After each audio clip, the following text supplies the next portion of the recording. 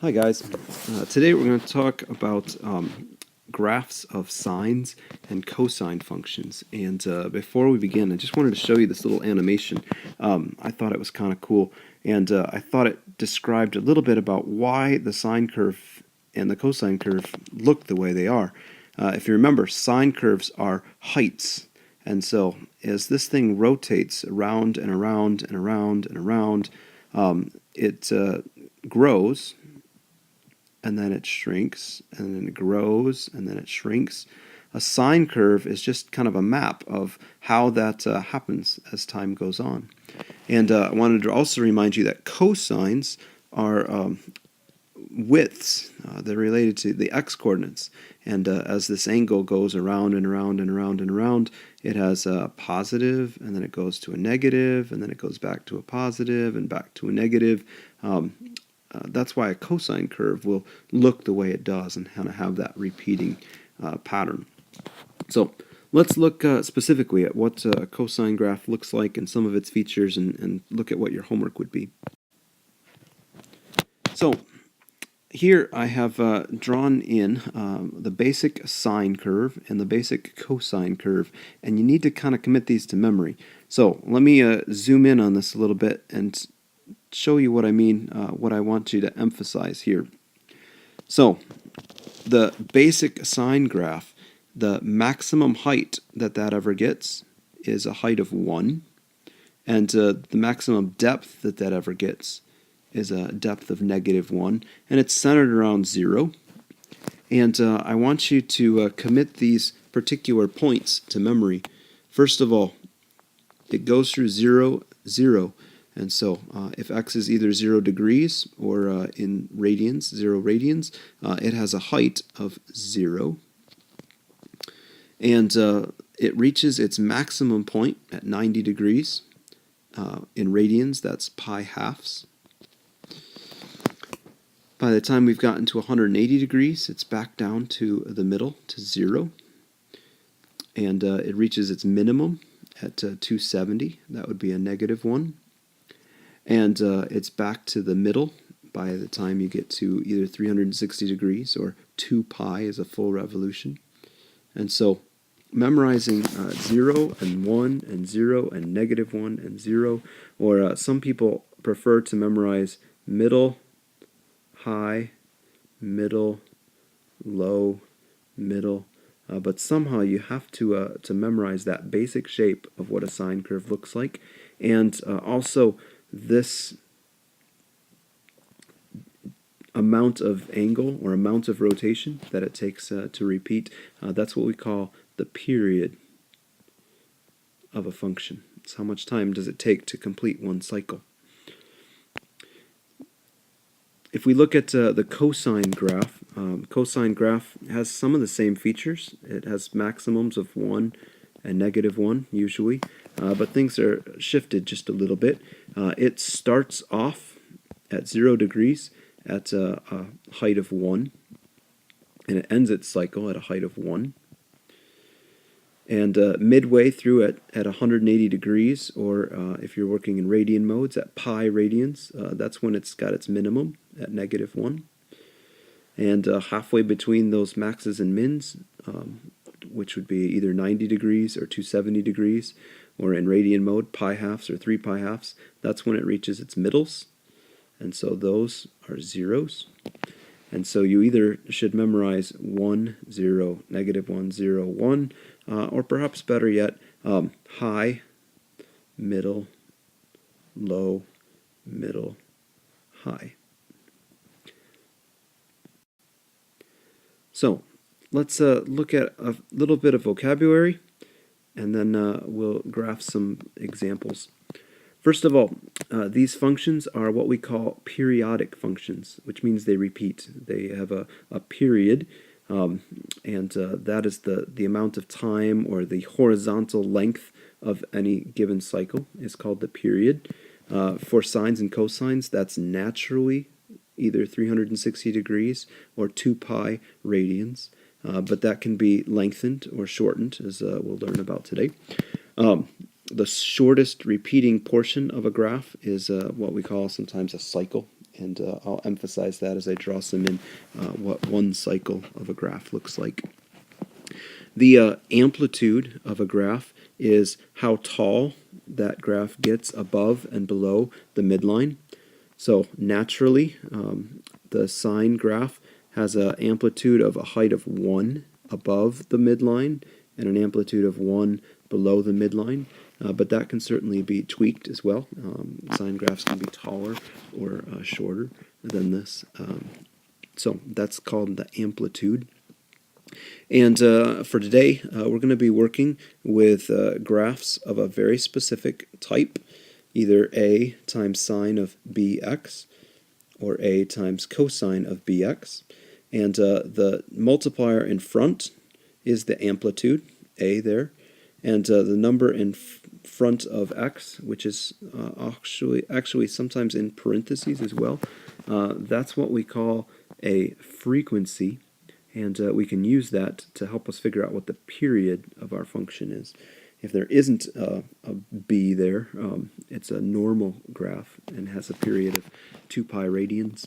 But if there's a b there, then we'll have to do a little trick to calculate what that period is. So let's look at number 1 here a second. Let's draw a graph of this. We're going to do this twice, once in radians and once in degrees, to kind of show that they're related. I actually want to push you guys towards working entirely in radian mode, and so we'll pretty quickly just think like that. But anyways, to draw this graph, the first thing I notice is this 2 in front of the sine graph. That's an amplitude. That means this graph is going to reach a maximum of 2 above the midline of 0, and it will reach a minimum of negative 2 instead of the normal 1s and negative 1s. And because there is not any sort of a number here in front of x, this is a normal sine graph, and a normal sine graph has a period of either 2 pi radians or 360 degrees, which means it's going to complete its entire cycle starting at 0, going up and down and so forth, and finish by the time it reaches 2 pi. So I like to draw sines by putting a dot at the beginning and end, cutting it in half, which would be at pi. That's where it's back in the middle again. And then each of those halves I cut in half again, and that's when I reach my maximum. So at pi halves I've reached the maximum, and at 3 pi halves, which is halfway between pi and 2 pi, that's when I reach my minimum.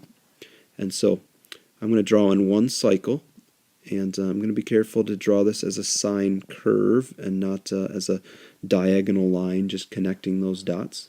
It should look slightly curved. That's one cycle. And then this pattern continues and continues indefinitely in both directions. So I've tried to emphasize in solid line here what just one cycle of the sine graph looks like. And we could do the same thing in degrees if we wanted to. The period in degrees is naturally 360 degrees. And it still will have a maximum of 2 and a minimum of negative 2. And it'll still begin at 0 and end at 360. And I'll still cut that in half and then cut those in half for my maximums and minimums. And here's what a graph of sine, or 2 sine of x looks like in degree mode. And again, that continues off in both directions. The only difference really is just the size of the x-axis. Here in degree mode, I've got an x-axis that goes from negative 90 to 630. If you were going to do this on a calculator, you'd have to have x min of negative 90 and x max of something pretty big. In radian mode, those numbers are a lot smaller. pi halves. Half of pi is like a 1.5 sort of number, and 4 pi is 4 times 3, roughly 12 or 13. That's a lot smaller scale than in degree mode. So anyhow, there's an example of a graph. I'm not going to take the time to go through and graph number 2 for you. You may look at the QR code or the answer key on our website if you want to see how that one looks, but it's pretty similar to this. So on the next page, there's a handful more examples, and I wanted to show you how I can graph those. So if we look at this first one, it's a cosine graph, and a cosine graph starts off high and then goes down to its minimum and then ends back up high. That's the basic shape of a cosine graph. The 1/2 that's in front here is its amplitude, and so I can write that down. Amplitude is 1/2. And the period is the normal period. The reason I know that is because there isn't a number here in front of x. But I wanted to show you another tool that we can use. Another thing that I often do for period is I'm going to take whatever is in the parentheses, and I'm going to write 0 is less than that, and that is less than the natural period, which is 2 pi. So here's a way of describing one cycle. This first number is where a cycle starts, and this last number, 2 pi, is where a cycle ends. And for this particular problem, I don't have to do anything more, but if there was something more than just an x in this inequality, I would have to do some sort of move, some solving moves to try to get x alone. We'll see an example of that in number 4 and later on as well. So let me draw this one in then. It has an amplitude of 1/2, which means it doesn't ever get above 1/2, and it never gets below negative 1/2. And so this is going to be a lot flatter graph than our last one. And a cosine cycle starts up high, and so at 0 degrees it has a maximum already. And at the end, 2 pi, it has a maximum already. And again, I like to cut that in half and draw its minimum in. So by pi, it would have its minimum. And if you cut each of those halves in half, find their quarters, this is where they would be back to the midline. And so those 5 key points are a good way of drawing in one cycle. And so I'll draw in a cycle here. And then that would continue. And every 2 pi after this, or according to our scale here, kind of every 4 chunks, it's going to finish another cycle. And so maybe one more I could sketch in here. So there's a graph of 1/2 of cosine of x. Number 4 is a little different because it does not have just x in it anymore. It has 1/2 of x. And so I wanted to show you what that looks like. And I want to use that inequality tool to help with that. So I'm going to write 0, the normal start, is less than 1/2 of x, which is less than 2 pi, which is the normal ending. And because x is not alone, it has a multiplier of 1/2 by it, I want to solve for x. And to get rid of the 1/2, it would make sense to multiply this inequality by 2. And so 2 times 0 is 0. 2 times 1/2 is x. And 2 times 2 pi is 4 pi. And this particular function starts a cycle at 0 and ends a cycle at 4 pi. And the difference between those is a period. The difference between 4 pi and 0 is just 4 pi. That's our period for this particular function. And so this one works a little slower. It takes longer before it finishes its cycle. The amplitude is the number in front of sine, which would be a 1 in this case. And so to draw this, let me begin by drawing in the maximum at 1 and the minimum at -1 that our graph is going to go. And then this graph has a start at 0, and so I'll put a dot, let's see, sine start in the middle, and it finishes its cycle at 4 pi, and so that would be way over here. This is where it is done with its first up-down cycle. So my strategy is to usually cut this in half, and that's where it's in the middle again, so that would be 2 pi, and cut that half in half. That would be 1 pi. That would be where it reaches its maximum. And halfway between 2 pi and 4 pi is 3 pi. That's when it would reach its minimum. And so this would be one cycle.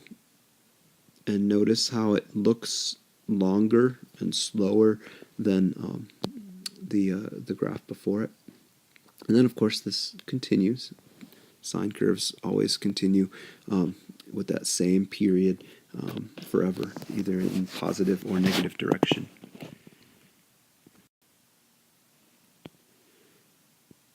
In number 5, just wanted to look at this one a little bit because it has a kind of a strange frequency in there. It's got pi x in there. And if I use this same inequality strategy, I'm going to say 0 is less than pi x, which is less than 2 pi. That's the normal cycle, 0 to 2 pi. But because this is not just x, it's got a pi in front of it, I'm going to divide everything by pi. And this is 0 still. 0 divided by anything, 0, is less than x. And 2 pi divided by pi, that is 2. And this particular graph has a cycle not of 2 pi, or of 360 degrees, but this repeats well, every 2 chunks. And so as I draw this in, and I purposefully didn't put numbers on the scale so that I have some flexibility, it's going to start at a 0, and it's going to end at 2. And I could make that however big I want. I think I'm just going to go up by ones, and so I'll call this 1 and 2 and 3, 4, and so forth. And I'll draw in the amplitude. Amplitude is 1/3. And so this is never going to get, this is going to be a really tiny graph. Sorry guys, should have thought about that ahead of time and made the graph a little taller. But anyway, it's never going to get above 1/3, and it's never going to get below -1/3.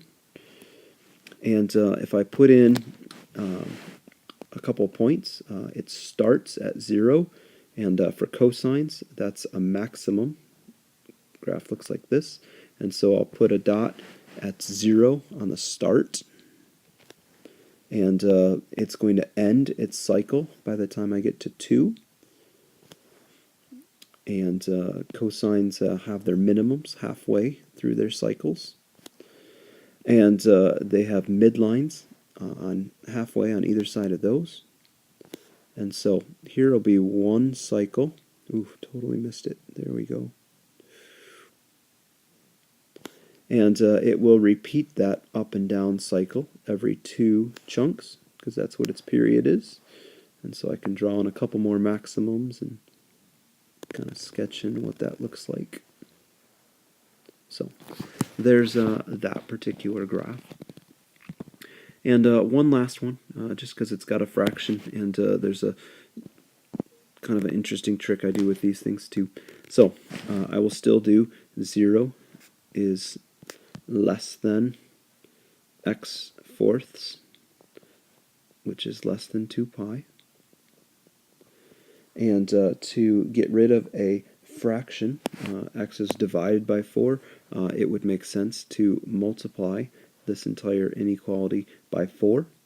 And so that would be 0.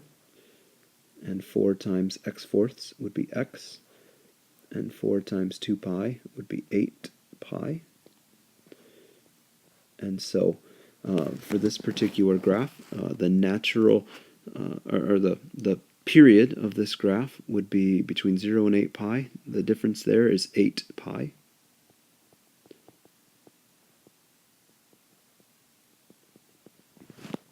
And the amplitude is the number 2. And so I'll draw in a maximum at 2 and a minimum at -2. And I need to draw my x numbers in here. I could go up by pi's. That would probably make sense. Pi, 2 pi, 3 pi, and so forth. So 5, 6, 7, here's 8 pi, 9, 10, 11, 11 pi.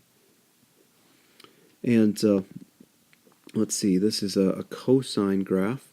Cosine graphs start high, go down to a minimum, and go back up high again. So it's going to have a high point at 0 and a high point at 8 pi. So a maximum at 0 and another maximum at 8 pi. And if I cut that in half, that would be a minimum at 4 pi. And if I cut each half in half, it's going to cross the midline at 2 pi and 6 pi.